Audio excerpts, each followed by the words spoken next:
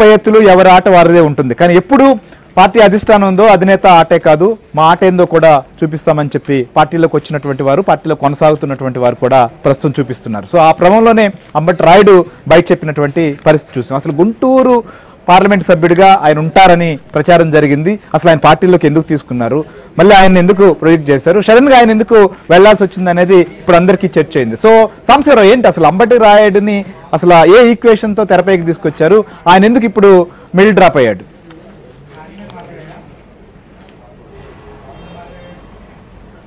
Confirm అయిన తర్వాత కాపు సామాజిక వర్గ ఓటర్లను ఆకర్షించడానికి ఆ స్థాయి రాష్ట్ర స్థాయిలో క్రేజ్ ఉన్న నాయకులపై కూడా వైసీపీ పార్టీ దృష్టి పెట్టింది. దానిలో భాగంగానే మాజీ క్రికెటర్గా ఉన్న అంబటి రాయుడిని గుంటూరు జిల్లా పొన్నూరు నియోజకవర్గంలో అతని స్వగ్రామం, అతన్ని గుంటూరు పార్లమెంటు ఎంపీగా కూడా వచ్చే ఎన్నికల్లో పోటీ చేయించాలనే ఒక వ్యూహంతో అతన్ని గత 5-6 నెలల నుంచి గుంటూరు పార్లమెంట్లోనే 7 నియోజకవర్గాల్లో స్థానికంగా ఉన్న దేవాలయాలు, పాఠశాలలు, పలు కార్యక్రమాల్లో కూడా అతను తిప్పుతూ వచ్చారు. ఇటీవల గత డిసెంబర్ నెలలో గుంటూరు జిల్లా నల్లబాడులో జరిగిన ఆడుదాం ఆంధ్ర కార్యక్రమానికి, అది ప్రభుత్వ కార్యక్రమం, కేడలకు సంబంధించిన కార్యక్రమం, కానీ ఆ కార్యక్రమంలో అంబటి రాయుడు లేకపోవడంతో మీడియాలో ప్రధానంగా అదే వార్త అయింది. దాంతో హడావుడిగా హైదరాబాద్ నుంచి తీసుకొచ్చి అంబటి రాయుడిని గత 5-6 నెలల నుంచి కప్పని వైసీపీ కండవా గత నెల 28వ తారీఖున తాడేపల్లి ప్యాలెస్లో జగన్మోహన్ రెడ్డి ఆయనకి కండవా కప్పి పక్కన పడేసిన పరిస్థితి అయితే ఉంది.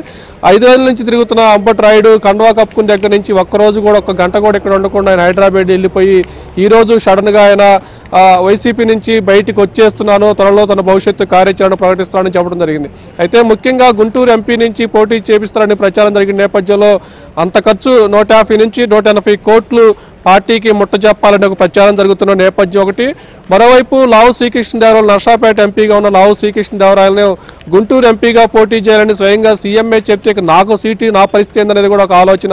మరోవైపు గుంటూరు ఎంపీ కాకుండా పొన్నూరు అసెంబ్లీకి నుంచి కూడా అంబటి రాయుడిని పోటీ చేయించాలని కొంతమంది పార్టీ పెద్దలు ఒత్తిడి తెస్తున్నట్లు కూడా తన సన్నిహితుల వద్ద అతను ఆవేదన వ్యక్తం చేసినట్టు తెలిసింది.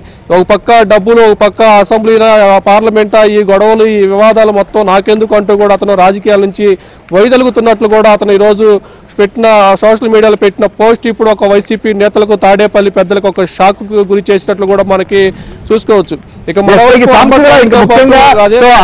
అంబటి ఎపిసోడ్ మనం చూసాం. అయితే శ్రీకృష్ణదేవరాయలు ఆయన గత కొంతకాలంగా కూడా అక్కడ ఆ పార్లమెంట్ పరిధిలో అక్కడ ఎమ్మెల్యేలు కావచ్చు, మంత్రులు ఆయనతో వ్యవహరిస్తున్న తీరుతో, అంతర్గత కుమ్ములాటతో చాలా రోజుల పాటు ఆయన రాజకీయంగా నలిగినటువంటి పరిస్థితులు మనం చూసాం. కానీ ఇప్పుడు ఆయన బయటికి రావడం, సో ఇప్పుడు ఏదైతే అధిష్టానం సూచిస్తున్నటువంటి స్థానం పైన విముఖత చూపించడం, ఆయన భవిష్యత్ కార్యాచరణ ఏం కాబోతోంది, ఏం జరగబోతోంది అసలు?